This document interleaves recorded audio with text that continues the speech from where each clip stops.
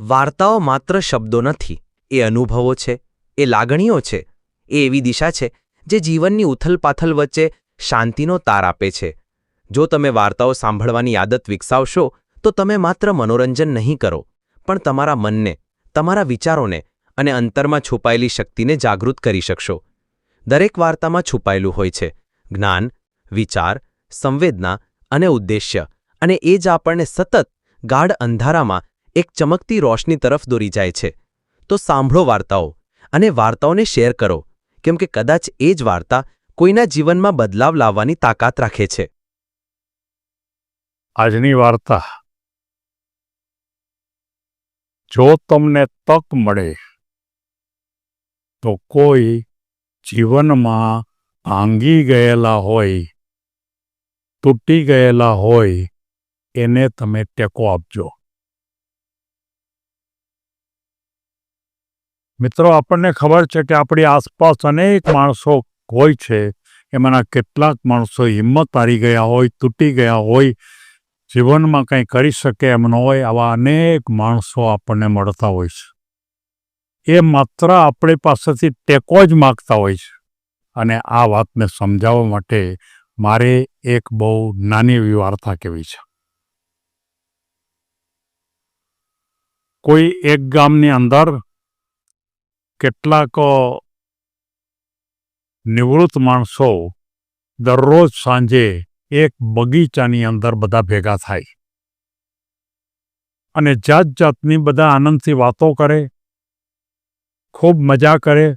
એમાં એક વ્યક્તિ હતા, એ વ્યક્તિ મોટે ભાગે કંઈક ને કંઈક નવું વાંચી આવે, નવા કોઈને કોઈ સમાચાર લાવે અને દર વખતે બધાની વચમાં કંઈક ને કંઈક સારી વાત કરે.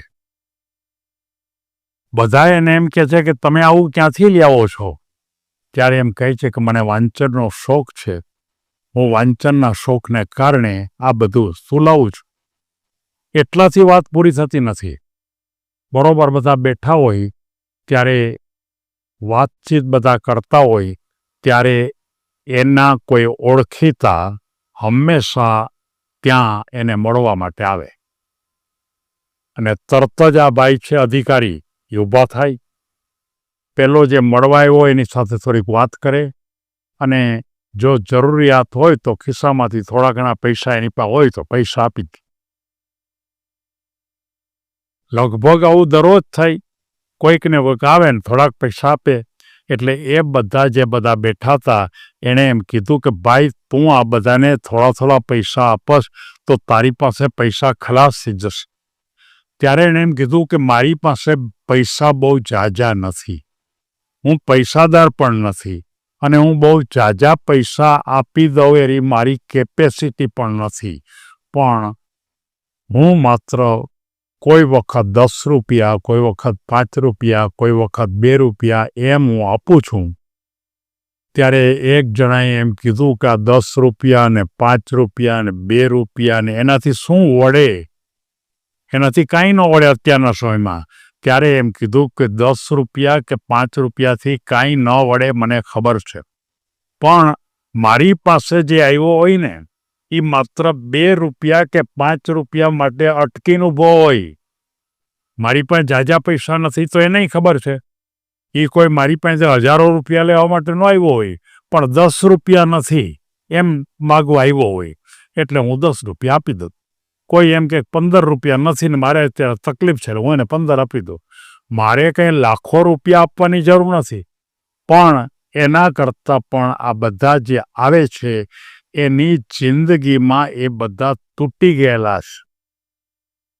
એક વખત એ બધા એવા હતા કે જે ખરેખર ભાંગી ગયા હતા, નફામાં તૂટી ગયા હતા, કોઈ કામ મળતું નહોતું. ત્યારે હું હંમેશા એ લોકોની સાથે બેસી અને એની સાથે સારી સારી વાતો કરું, એને જુસ્સો આપું, એને કંઈક કરવા માટેની બધી વ્યવસ્થા ગોઠવું. કોઈક જાણીતા હોય તેને ત્યાં નોકરીમાં રખાવી દઉં. કદાચ કંઈક પણ એની પાસે ઓલું ન હોય તો થોડાક પૈસા પણ આપી દઉં.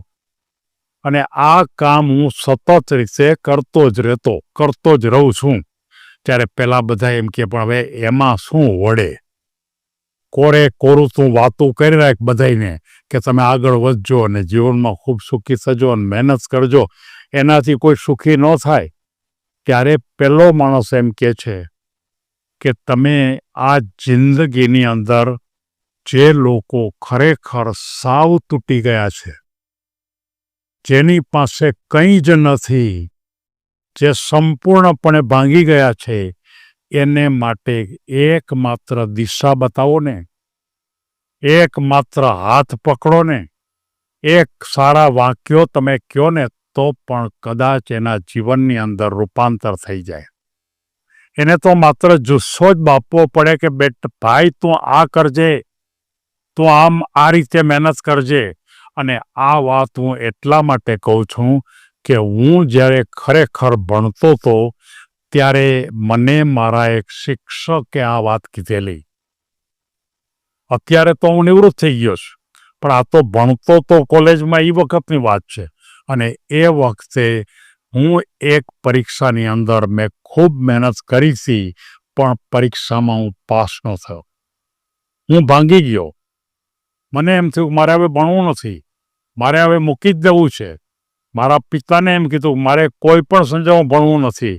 ત્યારે મારા એક પ્રોફેસરે મને એમ કીધું કે બેટા, જિંદગીની અંદર એવું બને ખરું કે કોઈ પણ પરિસ્થિતિમાં બધા જ સફળ થાય?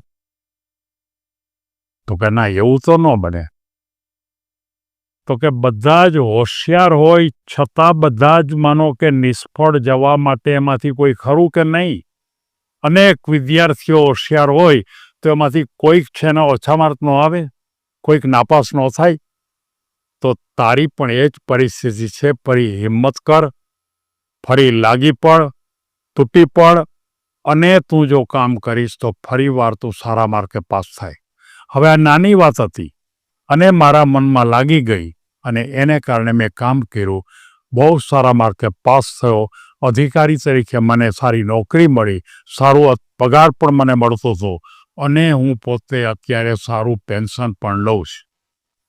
જો મારા શિક્ષકે આ એક નાની વાત ન કીધી હોત, મને માત્ર એક સૂચન જ ન કર્યું હોત કે કોઈ પણ તાકાતવાળો છોકરો હોય તો એક વાર નાપાસ થાય, તો પછી હિંમત શું હારી ગયો? અને એ એક જ વાક્ય મારા મનમાં લાગી ગયું.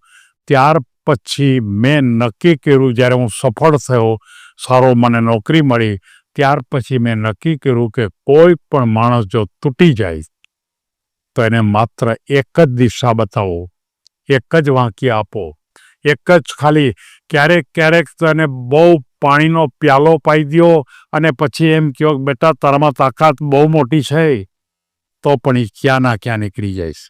આપણને ખબર છે કે કેટલાક માણસો બહુ ગુસ્સે થયા હોય અને એકદમ ગુસ્સે થયા હોય, એની પડખે જઈને જો ઠંડો પાણીનો પ્યાલો તમે આપી દો ને તો તરત જ એનો ગુસ્સો શાંત થઈ જાય છે.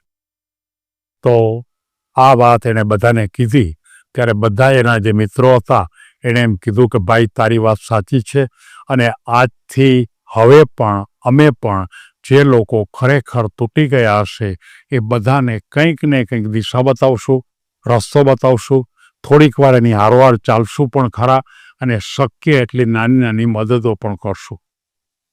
આ વાર્તા આપણને બધાને સૂચન કરે છે કે આ દુનિયામાં દરેક માણસ પાસે કોઈ ને કોઈ સારો વિચાર હોય છે. સાવ સામાન્ય માણસ પાસે પણ સારો વિચાર હોય છે. તો કોઈ માણસ જ્યારે ખરેખર તૂટી ગયા હોય, ભાંગી પડ્યા હોય, ત્યારે એની પડખે જઈ પ્રેમથી માત્ર ને માત્ર એને નાની દિશા બતાવજો, એને નાનો રસ્તો બતાવજો, એને નાનો ખ્યાલ બતાવજો, એને નાના સંદર્ભ ઉપર કોઈ એકાદ વાર્તા કહેજો, કોઈક એકાદ મહાન વ્યક્તિ કે જે ખરેખર તૂટી ગઈ હોય એની એક વાર્તા કહેજો. તમારે તો એક કે બે જ વાર્તા યાદ રાખવાની છે, અને તમે માણસ તો બદલાતા રહેશે, અને તમે એ બે વાર્તા જાણતા હશો તો પણ તમે જીવનભર અનેક માણસોને તમે મદદરૂપ થઈ જશો. આટલી વાત મારે એટલા માટે કરવાની છે કે આ દુનિયામાં એક માત્ર નાનો ટેકો માણસને જિંદગીમાં રૂપાંતર કરી નાખે છે. આપણે પણ કંઈક કરશું એવી આશા સાથે સૌને ધન્યવાદ.